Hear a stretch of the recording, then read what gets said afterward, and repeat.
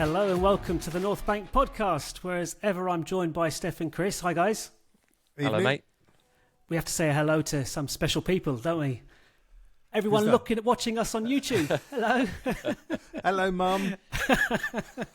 Is that our one subscriber? Yeah. Excellent. So hello Chris's mum. So we're going to give this a go every now and then, but this is our inaugural first attempt at coming onto YouTube and saying hello to everybody and letting everybody see what we look like wearing our glasses. Yeah, I was going to say, this probably makes us look a bit scary. It's part of the criteria for being on a podcast, isn't it? White, middle-aged, glass spectacled people, isn't it? Anyway, listen, we are here, as well as all our audio places. It's, to borrow a phrase from Arsblog, it's the Int'l, which I think's a perfect way of describing it. No Arsenal. We're suffering withdrawal symptoms as usual. We have got some Arsenal news though, and I think it would be pertinent to kick off with the Arsenal women, who, as we're recording this, about 10 minutes ago beat Rosenborg 1-0. Just to give people a bit of background to this, I had to look it up myself. I didn't fully understand how the Champions League was working for the women's game. Obviously, the men's game's undergone this big transformation this season, and I think the women's game was going to follow that suit next season. But for this season, only 4 teams automatically qualify for the group stages. That's the 3 league winners in the biggest 3 leagues. So I think that's Barcelona, Chelsea, and who's the third one? Lyon in France. Yeah, and then the current holders, and the current holders are Bayern Munich. I might have got that wrong. I might have mixed up Bayern Munich and Barcelona, but the 4 teams definitely into the group stages automatically are Barca, Lyon, Bayern Munich and Chelsea. Everybody else has to qualify through rounds of qualification. So Arsenal hammered Rangers last midweek. I think 6-0. Caitlin Ford scored 4 goals. And that got us through to, well, actually, we were in a group, to take a step back, we were placed in a group as such with Atletico Madrid, Rosenborg and Glasgow Rangers. And it worked out that ourselves and Atletico Madrid were seeded in that group. And so we played the other 2 teams. And then the winners of those 2 ties play in the final, which has just finished now, because Rosenborg shockingly beat Atletico Madrid. They drew with a late goal and then knocked them out on penalties. So we have just played the final, as such, of that group against Rosenborg, and we go into a draw on Monday where we find out our opponents in a 2-legged home and away knockout round, and the winner of that goes into the group stages proper. But some of the teams we could face are the likes of Juventus and so on, but also the team that knocked us out at this stage last season, Paris FC.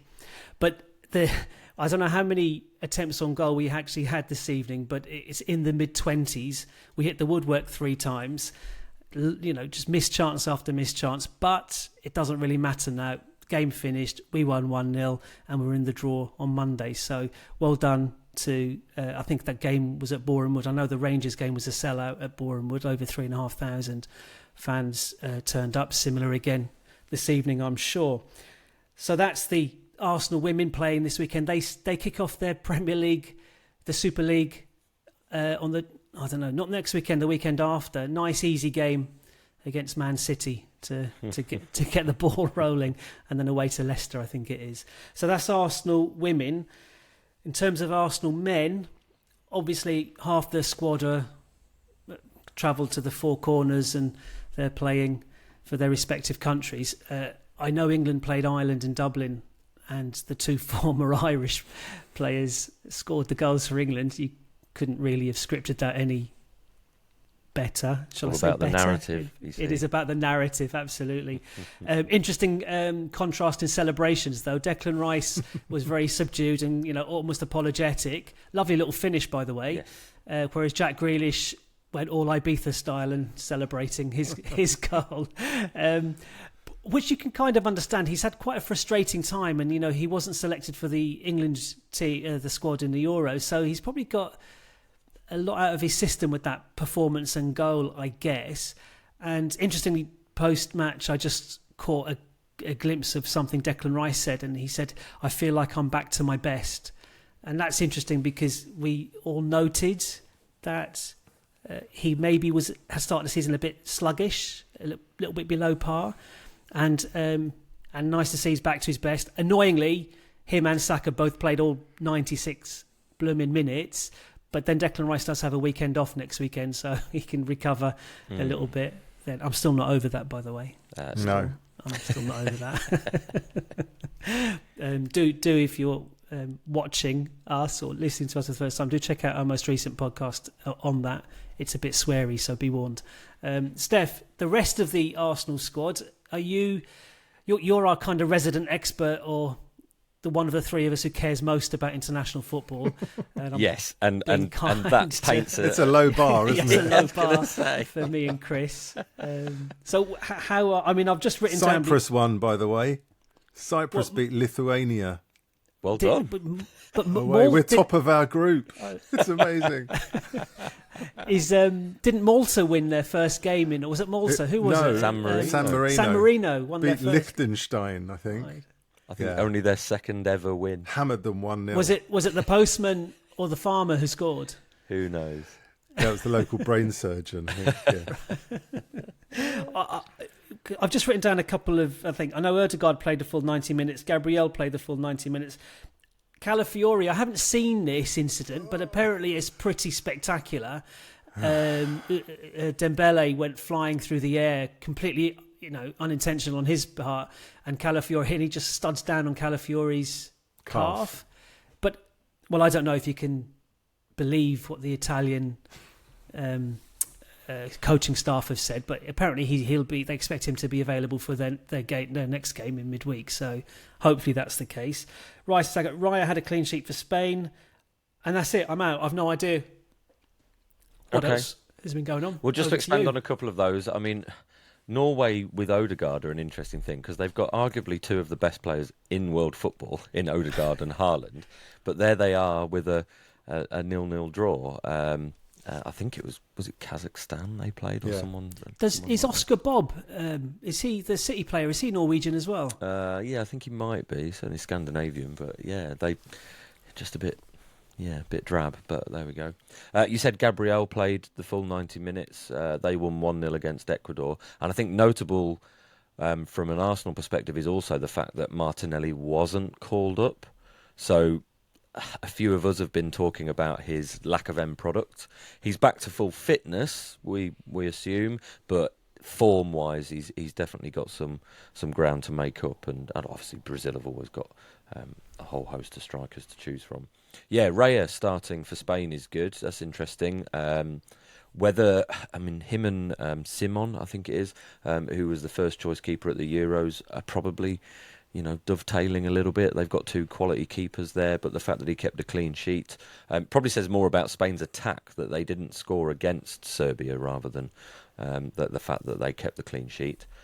Who else did you mention? A couple of things just to note. Obviously, Tomiyasu's still not featuring Japan because that injury is still plaguing him.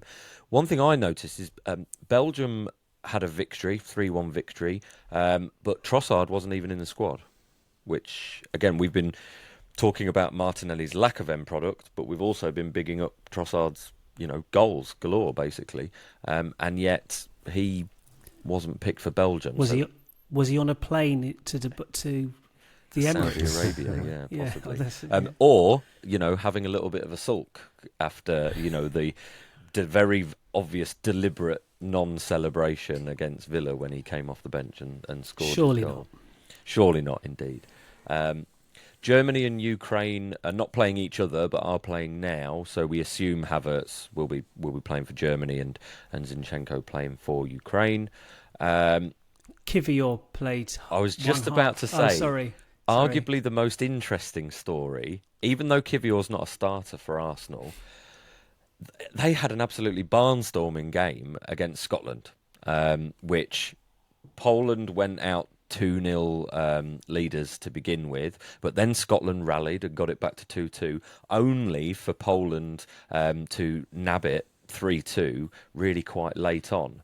But it was only when knowing we were going to talk about this and going back on it, that I sort of looked at the game and saw, oh, Kivior was substituted in it's recorded as the 46th minute, and I was like, well, what's happened there? I looked it up.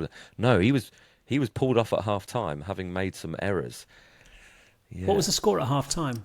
Do you know? Oh, I don't know exactly, but it was either 2-0 or 2-1. So you assume that he was half of the reason why Scotland were able to then. That's got to be lack of match practice, hasn't it? He's had no minutes for us. So at yeah, all, so. it's got to be, like you say, he's not featuring for us, and training can only do so much, really. I mean, he is one of the ones that could have gone in the transfer window, isn't he? Yeah, and now it would be interesting to see. Obviously, we would hope his form picks up with Poland. Not that he's going to get a huge amount of opportunities, because there could be on the cards a potential loan or transfer in January, but he's not going to get much chance to sell himself, really, between now and then.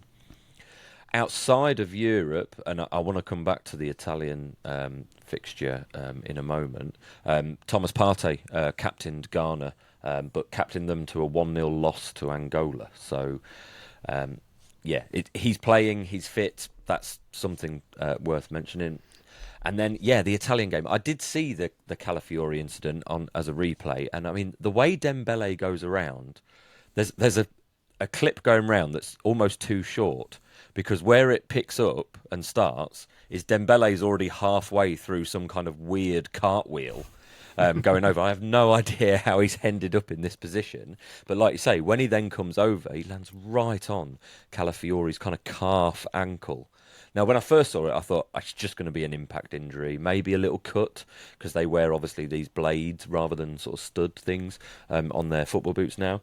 But then there was rumours that it was like ankle ligaments and all this kind of thing, before the Italian coaching staff or whatever, and medical staff came out and said it's not as serious as first thought.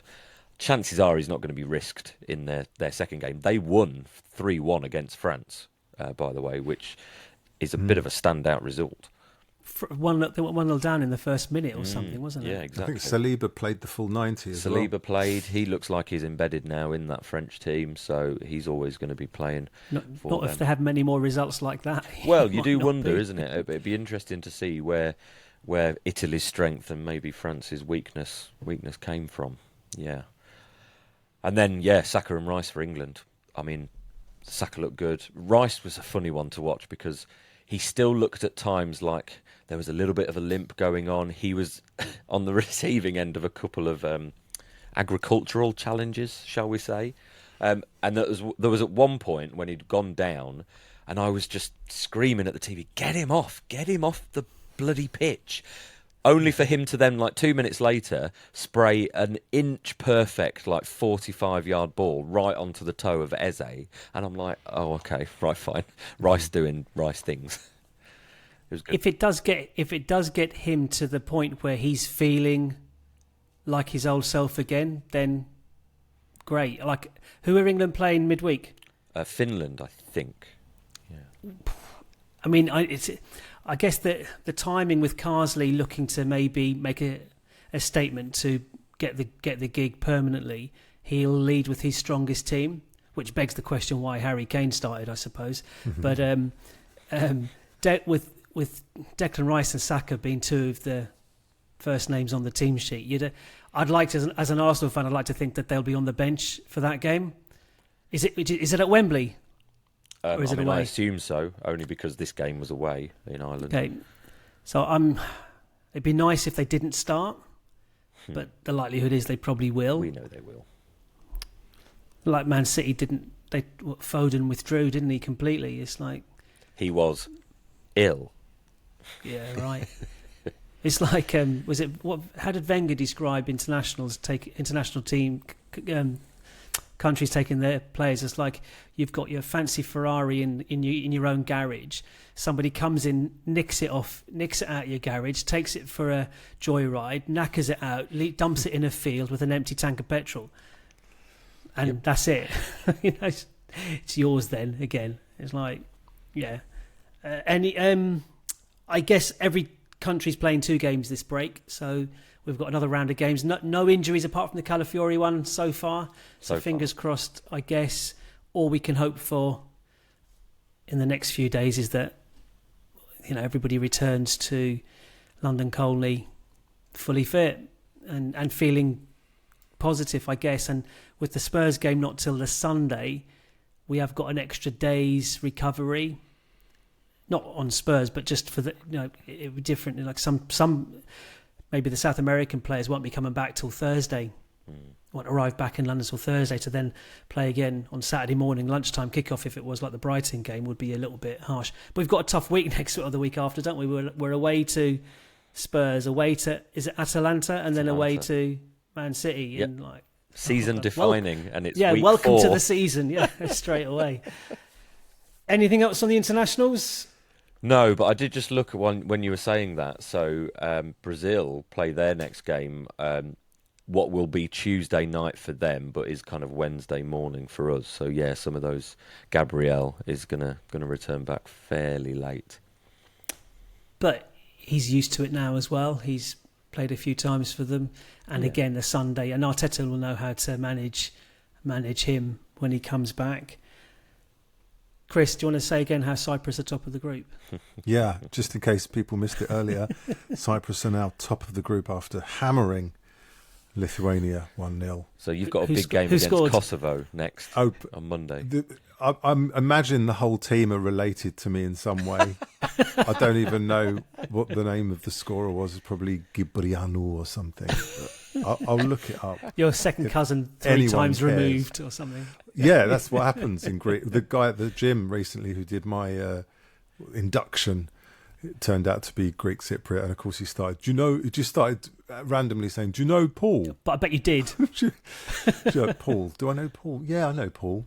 Yeah, and it just kind of went from there. Okay, back to Arsenal. Yeah. In terms of international break, we've only had 3 games. What's your, Chris? What's your kind of? I don't know. It's like we'd call it like a midterm review or something, but it's not. It's just after 3 games. What's your verdict so far, or what you're thinking? I mean, personally, I'm still not over the Brighton, the Chris Kavanagh affair.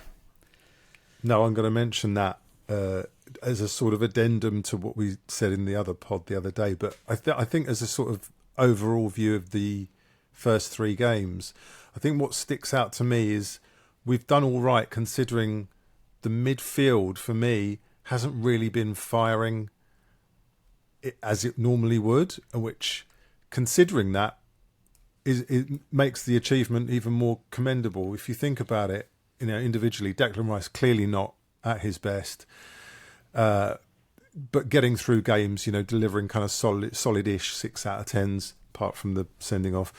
Partey, again, we've discussed how he's kind of been in and out, not quite, and he worries me for the Spurs game. I think he just needs to be more press resistant, and as he hasn't been, as Brighton exposed him a few times. And then Ødegaard's been okay, industrious, but if I'm right, I don't think he's provided an assist or scored a goal yet. So despite that, we're doing well. So I'm hoping this just means the only way is up, because obviously when our midfield is on its, you know, at its most efficient, then we're obviously going to be a slicker and more well-oiled machine.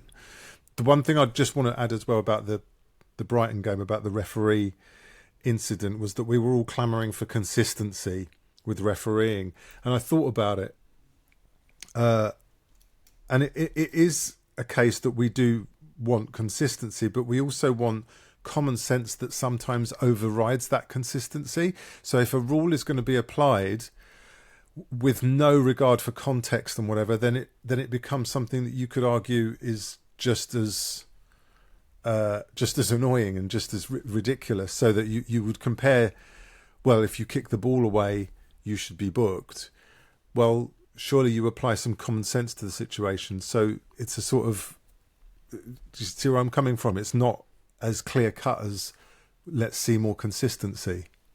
No, it's not. And but I didn't do this, but some gooners on Twitter did. In the 3 Sunday games, because we recorded our podcast on the day of the game, so Saturday night, so we were all quite emotional, me certainly. But on the Sunday, in the 3 games, 7 occasions across the 3 games, a player kicked the ball away, delaying restarting of the game. Not 1 yellow card. So, so complete absence of consistent. Oh well, actually very consistent, but once again leaving the Arsenal decision as the anomaly, the outlier. I wouldn't want those yellow cards. See, I don't want. That's my point, isn't exactly, it? Though, yes. Right. So if you're going to argue about consistency, where the ball is nudged away or booted 60 yards away, then you have to look at those and apply common sense and say, well, come on, he's on a yellow. Let's just. What we're saying about the Brighton game is Pedro wasn't booked, so Rice shouldn't have been booked. We're not saying that because Rice was booked, Pedro should have been booked. It's the other way around. It's like we didn't want to see a Rice yellow card then. And to be fair, on TikTok, most of the other fan accounts that I've seen have all unanimously come down on the side of Rice and kind of against that referee. So that kind of tribalism was missing in this case, because I think they realised it was just an utterly idiotic yellow card. Like, it was in the defensive corner flag. There was no advantage. Anyway. I'm going again, aren't I? Yeah. I haven't sworn this time though, so there's that. Good. Just the other thing on what you said, Chris. You said the only way is up, and was that Yaz? Yeah, was. I've just got that tune in my head since you said I can't get it out now. Anyway, Stef, what about your kind of assessment? Yeah, from an Arsenal point of view, the concern is the injury situation. You know, Marino looked like a very sensible, good signing, and it's obviously really disappointing that he's not going to be available for a little while. Key games as well. Key games, and they are coming at such an interesting time, because we were sort of alluding to looking ahead to the Tottenham game about how we might set up for that, and now without Rice, it's a real kind of puzzle about how we manage that sort of position and that balance in midfield, because Marino probably would have been a part of that. We'll record a podcast on Thursday looking ahead to the Spurs game, so I'm going to need those 5 days to think about what my team will be and what Arteta might do and what options are open to him. And then, I mean, surprises are just how consistent we seem. You know, this level. The thing that worried me a couple of years ago now is that very good season that we had might somehow be a fluke, and it's not. And I'm still probably slightly in that adjustment period of like, no, I can now expect a real sort of good level of competitiveness and quality and performance from the team. Why are you laughing? I'm laughing because I can just hear in my head your prediction for the Spurs game at the weekend. We'll save that for Thursday, shall we? Yeah, and that is what it is. I think also the things that are striking me are the things actually to do with other teams in the league. I never knew this, but from listening to various other podcasts and radio and whatnot, I didn't realise there was such a narrative around Man City starting seasons slowly. But a few people have commented on the fact that they've started this one, 3 out of 3 victories. Haaland looks like he's, just going to post ridiculous numbers again. And yeah, it made me, wonder what was going on in those early games in previous seasons where Man City perhaps took a little while to get going. I don't know if it's because they aren't bedding in a whole raft of new, multi-million pound signings that they've somehow financed. They've also had kind fixtures. West Ham, they've made some good. I think West Ham have had a good summer. Yeah, they've had a good summer in terms of transfers, West Ham, but it's a brand new team, new manager, bedding in. And the other, I can't remember who they played. Man City played, but there were 2 gimmies. Ipswich. Right, but Man City are a one-man team now. Okay. Well, yeah, we'll see in a couple of weeks how we predict for that game. Unfortunately, that man is Haaland. Yes. And the other one, I suppose, would be the other sort of potential title rival, and that's Liverpool, because Klopp had obviously turned them into this really high-level competitive team with some really, fantastic players like Salah. But Slot seems to have just gone, okay, well, I want my team to control possession a little bit more. And as soon as I heard that, I was like, brilliant, here we go. This will be Liverpool, trying to overplay it and blah, blah. No, they actually look quite competent and, yeah. Well, he hasn't changed much. He's just put Ryan Gravenberch in that number 6. And I think that's probably the secret to it. He's not gone in there and tried to really stamp his own authority. He's just tweaked. He's like, this is a good team. Why would I change a huge amount? And yeah, he's not an ego. That's the thing with him. Yeah. Is that enables him to make tweaks, and it's not about him. It's about annoyingly, it seems like a very smooth transition. At the moment, they You're hoping for some rough. Oh, of course we're hoping for that. There's bound to be. I mean, I was highly amused at the United-Liverpool game last weekend. People saying that Slot's got more of an identity in his team in his third game than Ten Hag has in his third season. I said that in my preview that I wrote and blogged on the website. Yeah, absolutely. He looks like there's a clear sort of identity. You can see the manager's kind of influence on the team. Ten Hag's got none of that at Man United. And he never will, because I don't think he will. No, but he would by now. I don't know. He spent over £650 million and players he's previously worked with. Well, that's all he signs, really. The Ugarte fella, who is who he said about at the weekend is unlikely to be match fit and playing with any kind of significance for weeks, maybe months. And of course, he starts to get for Uruguay. No, is he Uruguay or is he Argentina? No, Ugarte. Uruguay. I think it's Uruguay. He started for them last night or the night before and was man of the match. Right. So, but he's clearly not a Ten Hag player because he hasn't worked with them before. And that seems to be or he's not Dutch. So that seems to be the kind of two conditions that Ten Hag will want to sign a player. I've got no real verdict on the first 3 games. I'm still frustrated we're not sitting on 9 points with Liverpool and Man City, which is what we should be. And I'm not blaming, unlike the Fulham game last season where I was blaming us for dropping the 2 points in the 2-2 draw, I'm not blaming us for this. It sits very firmly on the lap of Chris Kavanagh. It's from definitely Manchester. got Newcastle away vibes from last season for me. That sat with me for a long while. Yeah. Mainly the 5 hours drive home.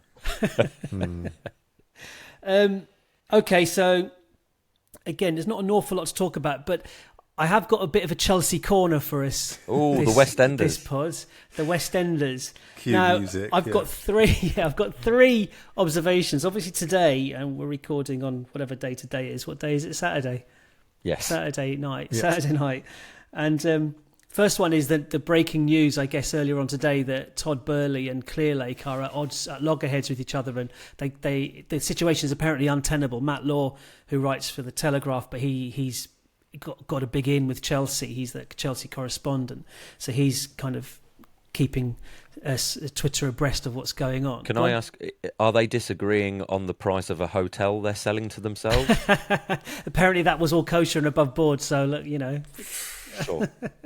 They want shot of each other, but they don't want to sell up there. But they don't want out of the project. If you get my meaning. So the situation is apparently untenable. So I'm loving that. That's really good. Other thing, just on the Sterling signing, which I think is brilliant. Arsenal put out, or someone put on Twitter earlier on today, Arsenal's front 6, and it looks really good. I'm like, if they stay fit, there's a hell of a lot of goals in that. So, Martinelli, Havertz, Saka, Trossard, Jesus and Sterling. That's pretty good. I was like, oh, when are we playing next? Spurs away kind of thing. But from a Chelsea perspective, they were getting rid of Sterling because they've got too many bodies certainly in that winger position. So they're still paying him more than we're paying him to play for us. And they got Sancho in. So someone said Sterling was sitting on 350k a week, and that was going to be coming out of the Chelsea coffers. With the money they're still paying for Sterling and Sancho, they're actually paying more than 350k a week and still have the too many bodies. So bravo to Chelsea. Like, fantastic. And the final thing was Sancho. Did you see his... I didn't see it, but obviously people kept flagging it up. His kind of welcome to Chelsea first interview with the club. I supported them as a kid and all that. Oh, what appealed to you with the projects? And he said, oh, well, obviously I know the manager from Man City and Pep days. And so I was really keen to get back working with him again. And then, of course, social media did its thing. And Sancho left Man City in 2017. Maresco joined Man City in 2020. So there was a 3-year gap between... Well, so I'm not sure where Sancho... did he really think? Or does he just not know who the manager of Chelsea is? Which is fair enough, I guess. Because, but anyway. So there's my Chelsea corner. Anything to add on the Chelsea corner? And you might have picked up things. There's enough going around. It just beggars belief that a football club is allowed to be run this way. It's just crazy. But it is a joy to watch. Well, yeah. And it's like I can't wait for the next instalment. And I was going to talk about... Everything's left on a cliffhanger. Mudrik's been doing some naughty stuff. He got a sort of smack on the wrist for doing something on social media. I mean, I don't follow it, but again, it's another example of bullet dodged with Mudrik. Right. And that there's these players that they're trying to find uses for. And I don't know what criteria he applied when he got rid of Sterling and kept certain others. But you wonder if Mudryk would be that type of player were he not in a situation where he wasn't happy. I don't know. It's an interesting one. But he was quite vocal in his desire to come to Arsenal in a way that maybe was a little unsettling. Kind of. Well, yeah. Yeah, a little classless, should we say. But then, on the flip side, what I really liked about, or in the wake of the Sterling signing, because when it first happened, I was a bit, I'm not really sure, but, it seems to have worked in our benefit. You've warmed now. to it. I've definitely warmed. But Good. Arsenal's social media posted a video online of Edu welcoming Sterling to the training ground. 1 a.m. And quite late on or early in the morning. Hastily shot, yeah. And it just... Edu, I'm sure it was obviously choreographed and he was thinking about what he was saying, but there seemed a real attempt to sort of make it a warm welcome. It was, we're glad to have you here. Welcome to the family. We're happy for you to be part of this project. And then he made a clear point about, there's lots of people you already know here that you're already going to be friends with, whether it's the manager you've worked with before, whether it's your fellow England countrymen players who have played for England, exactly, or players you might have even played in previous sides with. I don't even know if that's true, but mainly the England players. It was all about you're going to be welcome here because, this is your home. Yeah, make it your home. Okay, it might be temporary just to begin with, but we'll see where we go. And I love that, and that's for a loan signing. So yeah, and there was some wonderful little video from the training ground where he was displaying some amazing techers and skills and dancing around 2 or 3 players and just banging it into the bottom corner. Well, that's it. I saw one, where he's got the ball. He's shaped like he's going to do the Henry curl to the far post, and then he's just rocketed it in the near post, and the keeper's just been absolutely done with the eyes. Yeah, looks sharp. And you can very much understand that it would be a weight lifted from his shoulders to leave that club. Yeah. It clearly hasn't worked for him. He went there because it's close to home. He's a West London boy, and also, his family. He's got loads to prove, hasn't he? Absolutely. He's got the bit between his teeth. He's really got the kind of point to prove now. With feeling kind of rejected. So yeah, it's our benefit. All of it is to our benefit. It's landed beautifully. Yes, that has, by accident. not by design. So, but we'll take it. As Edu did allude to, didn't he? He said, Yes. we didn't intend to make this he signing, said, to be transparent, fair this enough. wasn't part of the plan. But Nico Williams was very much part of the plan, and that hadn't materialised. Although you keep reading little reports where he definitely wants to go to Barcelona, but that might not be possible financially, and he hasn't shut the door on Arsenal at all. But he's very young, Nico Williams, and he plays. His brothers in the same team, and his best mate is Lamar. Is it Lamar? What's his name? Jamal. The 16-year-old prodigy. That's his best mate in the Spanish national team. So he's at Barcelona. He wants to go there, which is fair enough. Right. I think I've got one more. Okay. Little surprise for you, gentlemen. I've got a quiz. Oh. I've got an option of quizzes for you. One's a bit longer than the other, and so maybe not that one. Can you make it multiple choice? No. So I'll stick with the shorter one. Is this in honour of going back to school this week? Me and you as teachers. No, in honour. This is as a nod to the end of the closing of the transfer window. Let's say that I can make it relevant in that sense. Can you name Arsenal's top 5 record sales? Now, this is according sales. This is according to Transfer Market, and the figures are in euros. And I must admit, I'm surprised by a couple of these, and it must be in some cases not including the add-ons, so the amount without the add-ons. Okay. So the top 5, if you name a player, I'll tell you where they Can I do 3 off the bat? Yeah. Alex Oxlade-Chamberlain. So he's the most expensive, the most we've yielded, 38 million euros. Okay. So he's number 1. Alex Iwobi. No. Joe Willock. No. Really? Yeah. So I was saying, that's why I've kind of name checked Transfer Market. Yeah. This is my source for this. Maybe there's, because the Iwobi seemed like expensive. Maybe it was the add-ons that sold it. That's what. Yeah. Well, I'm going to say Nicholas Anelka then. Is number 2. Right, okay. Now, I thought in my mind we'd bought him for $500,000 and sold him for 21 million, but that's not the case 32? because 35 million euros is the fee that's written down on Transfer Market. Okay. So he's number 2. So Steph, you've got 1 and 2. Thanks. 3, 4, and 5. Chris, you got any? I've got one more name in my head. I'm thinking of those we sold to the likes of Barcelona back in the kind of Wenger mid-Wenger era. Like Alex Song.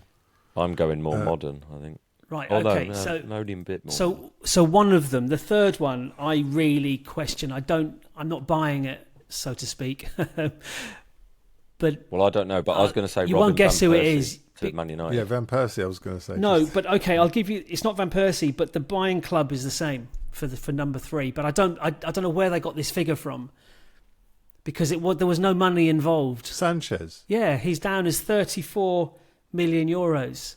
So obviously somewhere they've put a mark. They've had to put, obviously for accounting purposes, you can't just put down swap. So a swap deal is not really a swap deal. No, so they've obviously valued him at 34 million euros at the time. But we didn't see that money.